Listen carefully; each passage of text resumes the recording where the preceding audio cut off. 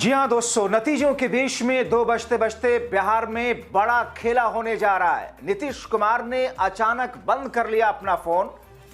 BJP बना रही है अपना मुख्यमंत्री। अचानक शाह ने नीतीश आवास के चारों तरफ तैनात करा दिए स्पेशल कमांडोज। स्वागत है आप सभी का। आप देख रहे हैं द राजनीति का विशेष सेगमेंट खबर और विश्लेषण। मैं हूं जबार खान। दोस्तों, आखिर अमित शाह ने अचानक नीतीश कुमार के आवास के चारों तरफ मल्टीलेयर कमांडोज क्यों तैनात करा दिए? क्या अमित शाह नीतीश कुमार को प्रोटेक्ट कर रहे हैं या नीतीश कुमार को कहीं और निकलने ना देने के लिए यह एक तरकीब है? क्या नीतीश कुमार प्लान बी को एक्टिव कर चुके हैं, ये जानते ही कि उनको मुख्यमंत्री बीजेपी नहीं बनाने जा रही है? क्या बिहार विधानसभा के इस चुनाव ने यह साबित कर दिया, मोहर लगा दी कि लाख एंटी इनकम्बेंसी होने के बावजूद अगर आपको चुनाव जीतने का हथकंडा आता है तो कुछ भी आपके खिलाफ क्यों ना हो, आप चुनाव जीत जाएंगे, जैसा कि नतीजे बता रहे हैं। मगर दोस्तों, बड़ी दिलचस्प और रोचक इस वक्त सस्पेंस वाली खबरें सामने आ रही है। बिहार की राजनीति को सत्ता के गलियारों में उठने बैठने वाले जो पत्रकार हैं या फिर जो दशकों से वहां को कवर करते हैं, उनके मुताबिक नीतीश कुमार ने अचानक अपना फोन बंद कर लिया तब जब उन्हें यह पता चला 12:30-1 के आसपास कि बीजेपी सबसे बड़ी पार्टी बन रही है और बीजेपी अपना मुख्यमंत्री बनाने जा रही है। अब ऐसी स्थिति में दोस्तों, नीतीश कुमार ने पहला काम अपना फोन स्विच ऑफ करने का किया, ऐसा कहा जा रहा है, क्योंकि जब इधर से नीतीश कुमार को संपर्क साधने की कोशिश की गई तो नीतीश कुमार से संपर्क नहीं हो सका। दोस्तों, मैंने कल आपको बताया था, दिखाया था अपना रात में 10 बजे के आसपास का शो, जिसमें नीतीश और लालू के बीच में जो संवाद हुआ था किसी माध्यम से, उसमें उस वक्त नीतीश लालू की शर्त माने थे। मगर अब इस सिचुएशन ऐसी है कि लालू खेमा नीतीश की हर शर्त आंख बंद करके मान रहा है और इसी डर से नीतीश कुमार को प्रोटेक्ट करने के साथ साथ उनके घर के चारों तरफ मल्टीलेयर स्पेशल कमांडोज तैनात कर दिए गए। आप तस्वीरें देखें, बिहार की पुलिस तो पहले से तैनात ही थी, वहां पर पैरामिलिट्री फोर्स तो तैनात ही थी, लेकिन अचानक स्पेशल कमांडोज को तैनात करने के पीछे राजनीतिक पंडित, जानकार यही मान रहे हैं कि नीतीश को प्रोटेक्ट करने की कोशिश है, बचा कर रखने की कोशिश है कि नीतीश कहीं एनडीए की, बीजेपी की मर्जी के बिना आ जा ना सकें। दोस्तों, दरअसल नतीजे की जो गणित कह रहे हैं, जो रुझान में जो बढ़त है, जो लीड है, उसकी जो गणित है, उसके हिसाब से भारतीय जनता पार्टी सबसे बड़ी पार्टी बनी है। 90 सीट इस वक्त उसके खाते में आ चुके हैं करीब करीब, और नीतीश कुमार की पार्टी सेकंड नंबर की पार्टी है, लेकिन नीतीश कुमार से कहीं ज्यादा भारतीय जनता पार्टी ने सीटें करीब करीब हासिल कर ली हैं। तो ऐसे में अमित शाह ने यूं ही नहीं कहा था दोस्तों कि विधायक दल तय करेंगे कि मुख्यमंत्री कौन होगा, और इसकी शुरुआत बुनियाद अमित शाह ने 3 महीने पहले यूं ही नहीं रख दी थी, 4 महीने पहले, कि साहब पहले तो उन्होंने कहा कि बीजेपी का संसदीय दल तय करेगा कौन मुख्यमंत्री होगा, बाद में उन्होंने कहा कि नतीजे आने के बाद ही तय करेंगे। लेकिन जब उनको बीच में यह लगा कि शायद नीतीश के बिना आगे किए हम चुनाव को हार सकते हैं, तो ये कहने लगे कि नीतीश तुम्हारा चेहरा ही है। छुटभइये नेताओं से कहलवाना शुरू किया कि नीतीश मुख्यमंत्री थे, हैं और रहेंगे। पोस्टर भी लगाया नीतीश की तरफ से कि साहब 25 से 30 फिर से नीतीश। लेकिन दोस्तों, नतीजे के दिन रुझानों में जिस तरीके से भारतीय जनता पार्टी बूम करती हुई दिखाई दी है, उसमें नीतीश कुमार के सारे सपनों को चकनाचूर कर दिया। और सपनों ही नहीं दोस्तों, बल्कि भारतीय जनता पार्टी के सामने नीतीश कुमार आप उस मोमबत्ती की तरह बन गए जो लो तो जल रही है, रोशनी तो दे रही है, मगर खुद पिघलती हुई जा रही है। यानी कि नीतीश ने भारतीय जनता पार्टी को आगे तो बढ़वा दिया, मगर खुद को ऐसी स्थिति में रख लिया जिसमें नीतीश इतनी सीटें लाने के बावजूद मुख्यमंत्री नहीं बन रहे हैं। इसीलिए दोस्तों, नीतीश कुमार का प्लान बी एक्टिव होता हुआ दिखाई दे रहा है, ऐसा कहा जा रहा है। हालांकि अभी कल क्या कुछ चीजें सामने आए, शाह, मोदी और भारतीय जनता पार्टी का आलाकमान किस तौर पर और नई रणनीति बनाए कि चाहकर भी नीतीश कुमार अपना प्लान बी एक्टिव ना कर सके। लेकिन दोस्तों, यहां पर एक चीज मैं और आपको बता दूं कि शाह को यह पता है कि मौजूदा वक्त की जो स्थिति है, रुझानों में जो नतीजे की शक्ल में बदल रहे हैं कि नीतीश के बिना भी चिराग पासवान जीतन राम मांझी के साथ में मिलकर के, अपने सहयोगी दलों के साथ में मिलकर के, निर्दलियों को अपने साथ ला करके, दो चार इधर उधर से ला करके वो नीतीश के बिना भी सरकार बना सकते हैं। लेकिन दोस्तों ये इतना आसान नहीं है। इसीलिए नीतीश कुमार के लिए कहा जा रहा है कि उन्होंने भी गुणा गणित किया और देखा और उसके बाद में प्लान बी को एक्टिव करने का भी फैसला लिया।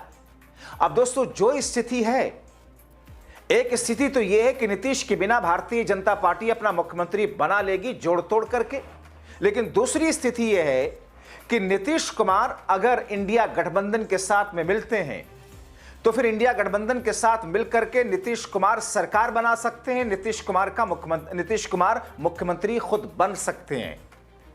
शाह को कुछ जोड़ घटाव करना पड़ेगा बिना नीतीश के, लेकिन नीतीश अगर आ जाते हैं इंडिया गठबंधन की तरफ तो फिर बिना किसी जोड़ घटाव के नंबर्स इनके पूरे हो जा रहे हैं, भले ही इंडिया गठबंधन की सीटें काफी कम है दोस्तों। अब ऐसी स्थिति में जरूरी तो यह नहीं है कि सारे के सारे निर्दलीय जो भी हों वो शाह की तरफ ही चले जाएं। जाहिर तौर पर बिहार में 15 वर्षों तक लालू प्रसाद यादव रहे हैं और बिहार में आज भी दो ही सबसे बड़े नेता हैं, नीतीश कुमार और लालू प्रसाद यादव। इसीलिए ये जो एक ऊहापोह की स्थिति तैयार हुई है, बनी है, इसमें एनडीए, माफ कीजिएगा, बीजेपी खेमा इस वक्त हताश और परेशान दिख रहा है। सोचिए, बम्पर सीटें लाने के बावजूद परेशान कैसे हो सकता है वो खेमा? मगर पल पल की बदलती हुई स्थितियां इस बात को साबित कर रही हैं कि यह स्थिति इस वक्त चुनाव में बिहार के नतीजों में दिखाई दे रही है। और दोस्तों इस बात के संकेत दो चीजों से आप समझिए। सुबह सुबह जब मतगणना शुरू नहीं हुआ था, सुबह 7 बजे करीब नीतीश कुमार ने एक ट्वीट किया जिसमें उन्होंने पंडित जवाहरलाल नेहरू, देश के पहले प्रधानमंत्री की जयंती पर उन्होंने संदेश भेजा, बाल दिवस पर संदेश भेजा, और राजनीतिक पंडित उसी वक्त एक संकेत निकालने लग गए कि नीतीश के इस एक्स पर पोस्ट के क्या मतलब है। और दूसरी तरफ अभी थोड़ी देर पहले तेजस्वी यादव ने एक ट्वीट कर दिया। तेजस्वी यादव ने ट्वीट किया कि दोस्तों लालटेन तो शाम में ही जलती है, यानी कि उन्होंने उम्मीदों को बाकी रखने के लिए एक संकेत अपने समर्थकों, अपने वोटर के बीच में पहुंचा दिया है।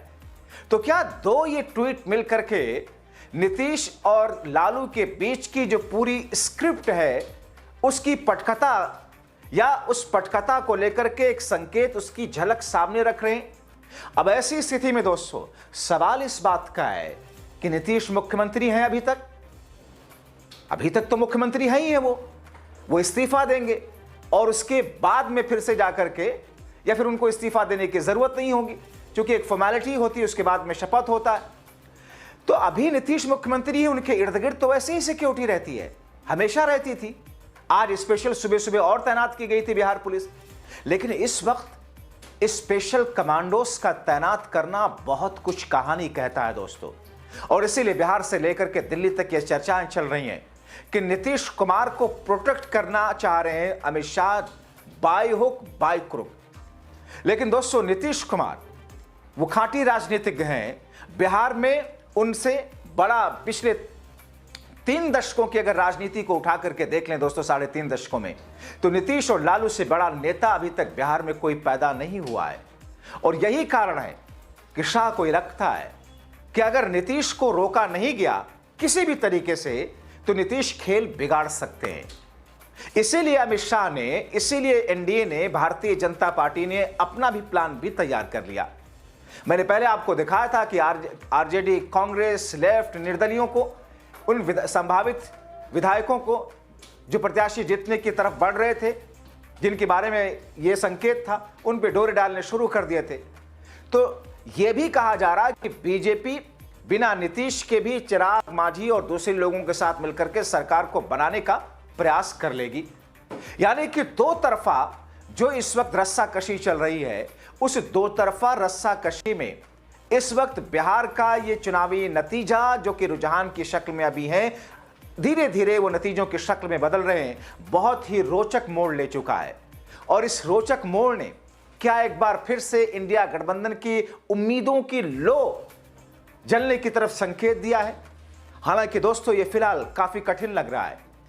फिलहाल ऐसा लग रहा है कि चारा ज्यादा है नहीं, इंडिया गठबंधन की सरकार बनने का, लेकिन सब कुछ नीतीश के हाथ में इस वक्त है और इसीलिए नीतीश कुमार के घर के चारों तरफ कमांडोज तैनात किए गए हैं। दोस्तों, जहां तक इस मतगणना, इस विधानसभा के चुनाव का सवाल है, हर कोई इस वक्त इस अप्रत्याशित नतीजों को देख करके हैरान ही नहीं, सबके पैरों तले से जमीन खिसकी हुई है कि संभव कैसे हो सकता है।